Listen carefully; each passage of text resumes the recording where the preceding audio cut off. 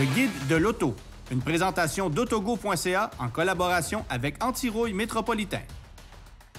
Cette semaine, pour la première du guide de l'auto, on met à l'essai la Volkswagen Golf R 2022. Il sera question de conduite autonome avec Mathieu Roy. On compare pour vous deux fourgonnettes d'entrée de gamme, mais tout d'abord, le Nissan Ariya 2023.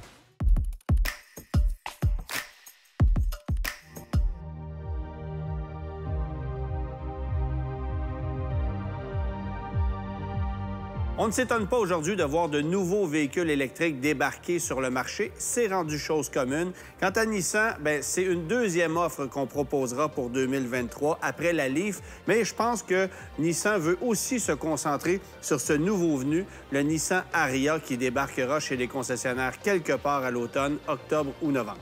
Le Nissan Ariya, pas compliqué, un véhicule qui vient rivaliser avec le Volkswagen ID4, le Mustang Mach-E, Hyundai Ioniq 5, Kia EV6, ce genre de véhicule-là. Évidemment, on s'attend à ce que les prix soient comparables aussi, avec un prix d'entrée sous la barre des 45 000 $, dans ce cas-ci, 44 998 $, et après ça, ça montera.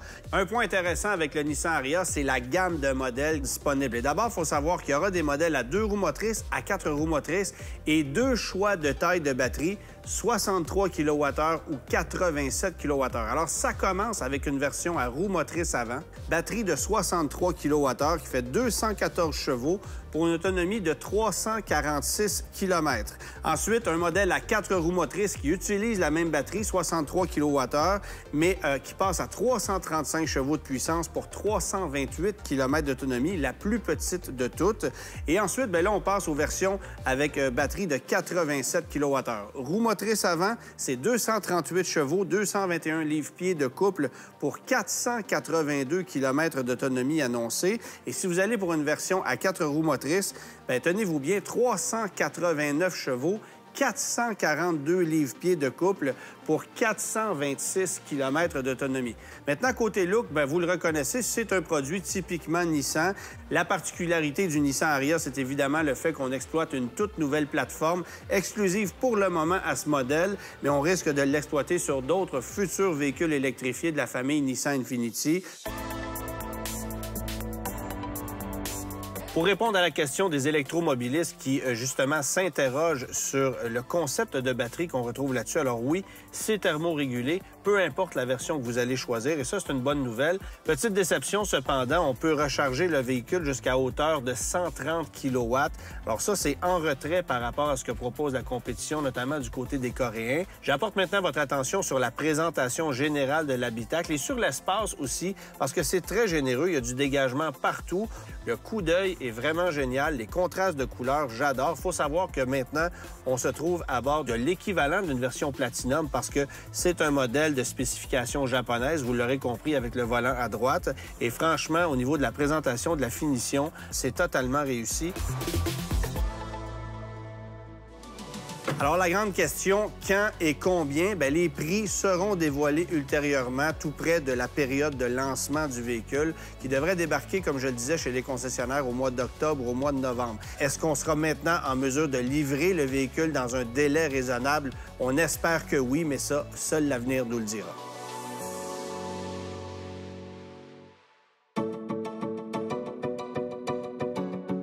Saviez-vous que toutes les voitures hybrides ou électriques ont une batterie 12 volts? Par contre, elles sont de faible capacité. Elles n'ont pas à démarrer le moteur à moins 20. Pourquoi une batterie 12 volts? Tous les accessoires et l'électronique fonctionnent sur cette batterie. Si elle est à plat, impossible d'utiliser la voiture, ni même recharger la batterie au voltage.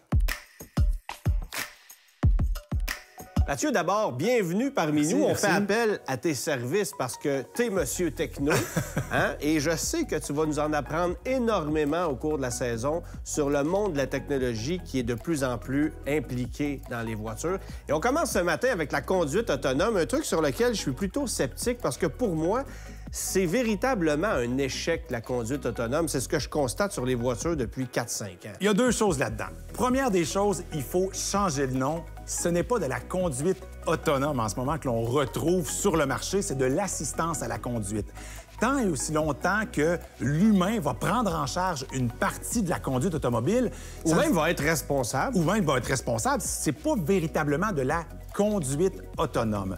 L'autre chose maintenant, parce que, bon, on ne voit pas nécessairement de voitures autonomes dans nos rues, mais c'est qu'il ne faut pas chercher chez les constructeurs automobiles. Google a une filiale qui s'appelle Waymo. C'est probablement la compagnie la plus connue. Et eux, ils accumulent les millions et les millions de kilomètres en voitures autonomes. Dans certains États, ils ont même des flottes de taxis avec l'application. Tu appelles comme ça ton véhicule, sans chauffeur, tu entres ton adresse de destination et on va te mener à bon port. Bien sûr, il y a Tesla aussi qui travaille sur l'autopilotage de ses véhicules, mais sur une note, mettons, plus personnelle, j'ai essayé il y a quelques années à Las Vegas une voiture Yandex. Yandex, c'est une compagnie techno qui a rentré plein de capteurs, des caméras dans une voiture et on pouvait se promener dans les rues de Las Vegas et il n'y avait personne derrière le volant. J'avais été jeté sur le derrière, littéralement. Sauf que là, tu vas me voir venir, tu me parles de Las Vegas. La réalité au Québec, elle est très différente parce qu'au Québec, il y a les 2 belles semaines de juillet puis il y a le reste de l'année. L'hiver est simplement un obstacle supplémentaire, mais c'est surmontable. On fait déjà des tests dans des conditions vraiment difficiles. Plus récemment, à New York, il y a eu une grosse tempête de neige. Ça a permis à Waymo de sortir ses véhicules pour pouvoir adapter la conduite de ces voitures à, justement, des précipitations, mais à des chaussées glissantes aussi. Évidemment, la technologie de l'auto autonome repose justement sur une multitude de capteurs, tous aussi différents les uns que les autres, et les compagnies vont avoir différentes philosophies et vont en utiliser des différents. Je te donne des exemples. Bien sûr, il y a des caméras, des systèmes GPS haute précision, des radars, des lidars et des solutions logicielles pour gérer, l'intelligence artificielle et tous les algorithmes informatiques pour fusionner les données que vont récupérer tous ces capteurs-là. Mais ce qu'il faut savoir, c'est que c'est pas parce qu'on ne voit pas quelque chose qu'on n'est pas capable de le détecter, parce qu'on peut s'appuyer sur d'autres capteurs qui vont prendre la relève en cas, justement, de visibilité réduite, voire presque nulle. Donc, la technologie existe, suffit de la mettre en application sur des véhicules et d'avoir une technologie à jour pour que ça fonctionne à 100 %. Restera ensuite la question de la légifération. Et ça, c'est toute une autre histoire parce que qui sera responsable si jamais il arrive un accident? C'est un casse-tête technologique, technique, un casse-tête logiciel, un casse-tête juridique. Puis aussi, il y a quelque chose de psychologique aussi. Parce que est-ce qu'on est prêt, nous, lorsque ça viendra à terme, à embarquer et à faire confiance à ce genre de véhicule-là? Donc, la technologie, souvent, va évoluer beaucoup plus vite que notre propre capacité à accepter cette technologie-là. Et ce qu'il faut aussi préciser, c'est que l'apprentissage de ces voitures-là se fait extrêmement vite parce que c'est un apprentissage en essaim. Le scénario que rencontre une voiture peut être partagé à l'ensemble de la flotte. Donc, tout le monde bénéficie d'une situation rencontrée par seulement un des véhicules. Ça va aller vite. Merci, Mathieu. Ça fait plaisir.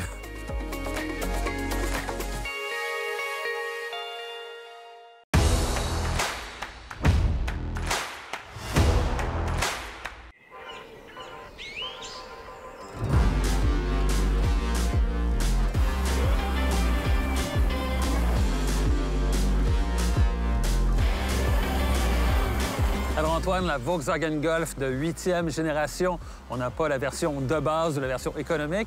C'est même pas la GTI, c'est la Golf R, celle qui trône au sommet de la pyramide. Volkswagen nous a gardé effectivement la crème de la crème, les GTI, les Golf R pour le marché nord-américain. Et on a décidé aujourd'hui de mettre à l'essai la plus huppée des versions de la famille Golf pour ce qu'il en reste chez nous, la Golf R, comme premier essai de la saison, Gabriel.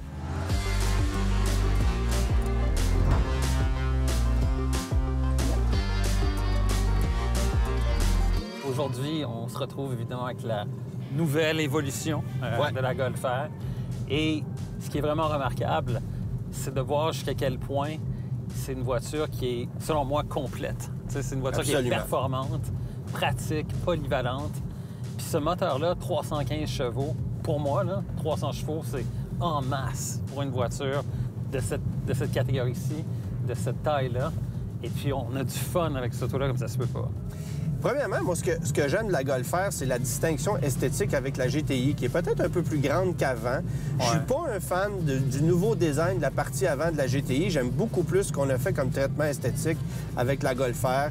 L'aileron qui est un petit peu plus imposant à l'arrière. Au niveau des jambes, de la partie avant, du design, Je trouve qu'on a fait un super beau boulot. Ça a l'air d'une voiture plus raffinée. Oui, une voiture de performance, mais sans que ce soit trop ostentatoire. On n'est pas dans une WRX STI, là, et c'est ce que j'aime. Pour ce qui est de l'intérieur, bon, il y a une chose que je déteste, c'est la nouvelle configuration ici pour tous les systèmes, là, avec le petit pavé tactile. Ouais. Puis aussi, toutes les touches sur lesquelles on glisse notre doigt. As-tu remarqué d'ailleurs, par exemple, il y en a sur le volant, il y en a ici, mais quand tu portes des gants, même des gants avec des petits pads, là, comme pour les téléphones, ça fonctionne pas là-dessus. C'est une voiture du quotidien, mais adaptée aussi pour de la haute performance qui, pour un prix qui n'est pas si élevé par rapport à une GTI tout équipée, t'en offre, à mon avis, beaucoup plus. Et c'est la raison pour laquelle je pense qu'il y a beaucoup de gens qui, cette année, vont davantage jeter leur dévolu sur une R versus une GTI tout équipée. Si tu choisis une GTI d'entrée de gamme, c'est autre chose. Ouais. Mais si tu t'en vas dans une version GTI performance, bien, à équipement égal, tu as 5 000 d'écart, grosso modo, avec une Golf R. Et pour 5 000 de plus, tu as un moteur de 315 chevaux, 310 livres-pieds de couple, puis tu as évidemment le rouage intégral. On a 27 chevaux de plus qu'avec l'ancienne génération. On a l'impression d'en avoir 50 de plus parce qu'on a retravaillé la plage de puissance, la plage de couple. Je pense qu'on a travaillé aussi sur la transmission DSG double embrayage qui fait un super bon boulot, bien qu'on ait ce petit délai lorsqu'on effleure l'accélérateur au premier moment. Donc ça, c'est encore un petit irritant pour moi, ce qui me fait personnellement préférer la manuelle, mais la boîte DSG fait un boulot superbe, permet d'exploiter au maximum les performances de la voiture. Évidemment, bien, en fonction du mode de conduite que tu vas choisir, bien, la transmission va se paramétrer d'elle-même pour offrir un rendement qui est différent d'un mode à l'autre. C'est une voiture qui a même beaucoup d'équipements, très peu d'options qui sont disponibles, mais seulement 3 couleurs. Oui, seulement 3 couleurs, blanc, noir et le Lapis Blue, qui est la couleur typique de la Golf R. Fort probablement que dès l'année prochaine, on va arriver avec autre chose. Mais cette année, on s'est limité au niveau du catalogue et on propose 2 options, hein, comme tu le disais, soit la boîte manuelle ou la boîte DSG pour 1 400 $ de plus. Et on peut obtenir désormais un toit ouvrant panoramique. Ce qui fait vraiment le charme de la Golf R, c'est vraiment l'agrément de conduite, le plaisir que l'on éprouve au volant. Oui, et c'est quelque chose qui se perd dans l'industrie, si tu veux mon avis. La direction est super communicative. La voiture répond au doigt et à l'œil. Alors allons-y. Mode drift, on appuie sur mode ici. Il faut ensuite passer sur race, ensuite sur drift. Ouais. Et ensuite, il faut l'activer au moyen de cette Exactement. touche. Et là, bien, on part.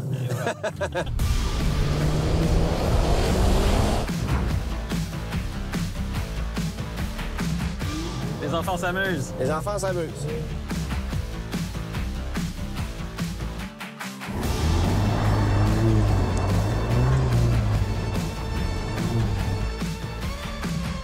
Alors évidemment, ici, ce qui nous permet de faire tout ça, c'est qu'on est sur une des merveilleuses pistes du circuit Mécaglisse à Notre-Dame-de-la-Merci. C'est un site magnifique pour pouvoir exploiter une voiture comme celle-là. Puis pour se pratiquer... Ça, c'était pour faire plaisir aux caméramans. Ben oui, bien sûr.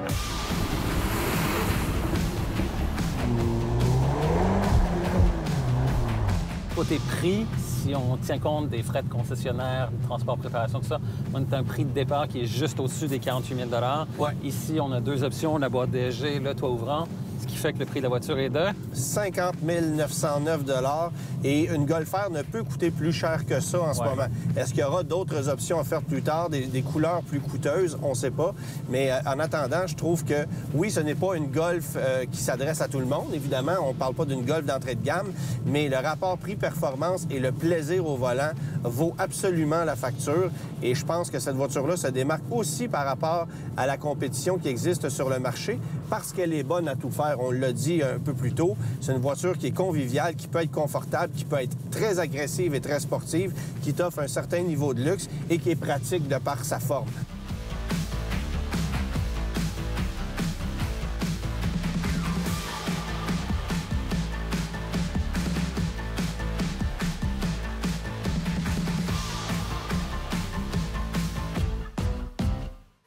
Gabriel, tu retiens quoi de la Golf? Point fort, point faible? Moi, j'ai adoré cette voiture. Le châssis est rigide, moteur de 315 chevaux, très performant.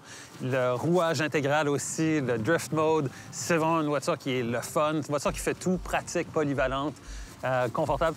pas un fan de toutes les touches tactiles que tu as sur le volant ou sur la planche de bord, mais malgré ça, c'est vraiment un gros coup de cœur. En ce qui me concerne, moi, c'est d'abord et avant tout le plaisir au volant. C'est rare de nos jours des voitures aussi agréables à conduire que ça. Les gens ne soupçonnent pas à quel point c'est une voiture amusante. Et aussi le fait que c'est une voiture qui perd pratiquement pas de valeur. On regarde les modèles d'occasion sur le marché aujourd'hui, ça vaut des fortunes. Alors ça, c'est un avantage.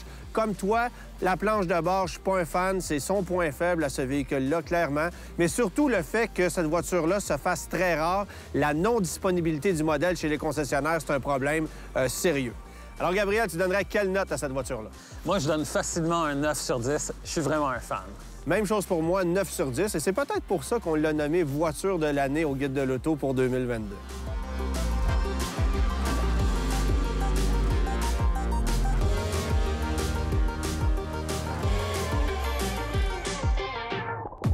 Assurer un véhicule d'un bar, oui ou non? C'est la valeur du véhicule et le coût de son remplacement qu'il faut considérer avant de l'assurer juste d'un bar. Pourrez-vous payer les réparations ou acheter une nouvelle auto en cas de perte totale? Pour faire le bon choix, évaluez vos scénarios avec un agent d'assurance.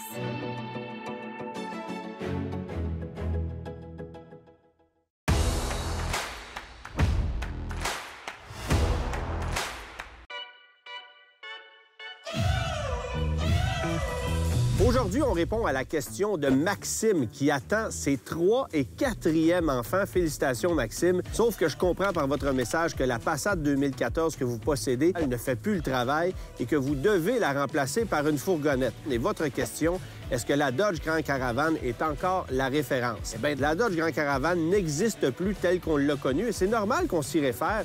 Chrysler propose une Chrysler Grand Caravan, un modèle qu'on ne vend que peu parce qu'on veut diriger la clientèle vers la Pacifica, plus chère évidemment. Maintenant, parce que vous cherchez la meilleure valeur en ville, le produit le plus fiable, le plus durable et le plus intéressant sur le plan économique, bien, je vous ai amené, oui, la Chrysler Grand Caravan de nouvelle génération 2022, mais aussi la Kia Carnival 2022 qui, je pense, pourrait être une alternative très intéressante. Alors, pour 2022, il faut savoir que la Chrysler Grand Caravan n'est offerte qu'en une seule version à laquelle on a ajouté un petit peu plus d'équipement par rapport aux versions de 2021.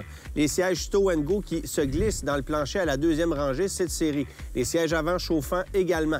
Un véhicule quand même intéressant puisque confortable, franchement une position de conduite très agréable, beaucoup d'espace de dégagement, d'espace de rangement également. C'est polyvalent, c'est pratique et le rendement de son moteur également, un V6 de 3,6 litres qui fait 283 chevaux, fiabilité éprouvée, consommation relativement raisonnable à 10,6 litres au 100 en moyenne combinée.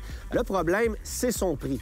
46 490 $ transport préparation inclus pour une version de base sans aucune option, même pas d'option de couleur. Alors la voici, la nouvelle Kia Carnival 2022. Nouvelle fourgonnette, nouvelle plateforme, nouveau design, nouveau moteur également. C'est un V6 de 3,3 litres qui fait 290 chevaux, comparable à ce que Chrysler propose. Et d'ailleurs, la cote de consommation d'essence est la même que celle de Chrysler, à 10,6 litres au 100. Avantage chez Kia, un habitacle et une présentation beaucoup plus moderne. Une conduite peut-être un peu plus inspirante, mais au niveau confort, ce sont deux véhicules qui se comparent. L'espace est aussi généreux dans les deux cas. Par contre, vous n'avez que 7 places assises chez Chrysler contre 8 chez Kia, parce que les sièges de la 2e rangée, ce sont des sièges amovibles et il y a 3 places assises. Autre point intéressant chez Kia, bien sûr, c'est la garantie de base. 5 ans ou 100 000 km contre 3 ans ou 60 000 km du côté de chez Chrysler. Et puisque la précédente fourgonnette Sedona a présenté un bilan de fiabilité assez remarquable, on peut s'attendre à ce que ce soit la même chose avec cette fourgonnette-ci. Équipement relativement de base, mais pour accéder à un peu plus de luxe, vous pourriez passer à la version LX+, laquelle va vous offrir, par exemple, siège avant chauffant, et c'est dommage qu'on ne les ait pas dans la version LX de base. Vous allez avoir également porte latérale coulissante électrique, haillons à commande électrique, quelques accessoires comme ça, pour 4 000 $ de plus que le véhicule qui est ici, bien, vous êtes encore 6 000 en dessous de la facture de la Chrysler Grand Caravan, puisque le prix d'entrée de la Kia Carnival 2022 est à 36 790 Dans le cas de chez Kia, il pourrait y avoir certains délais puisque c'est un modèle très en demande, beaucoup plus que du côté de chez Chrysler. Alors, les avantages de Chrysler, confort de roulement, polyvalence, accessibilité d'un véhicule quasi immédiate, bien sûr.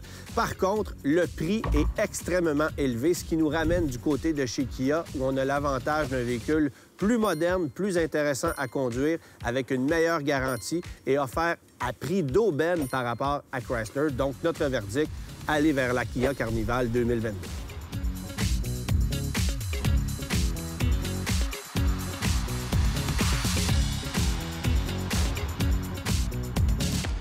Cette émission vous a été présentée en collaboration avec autogo.ca.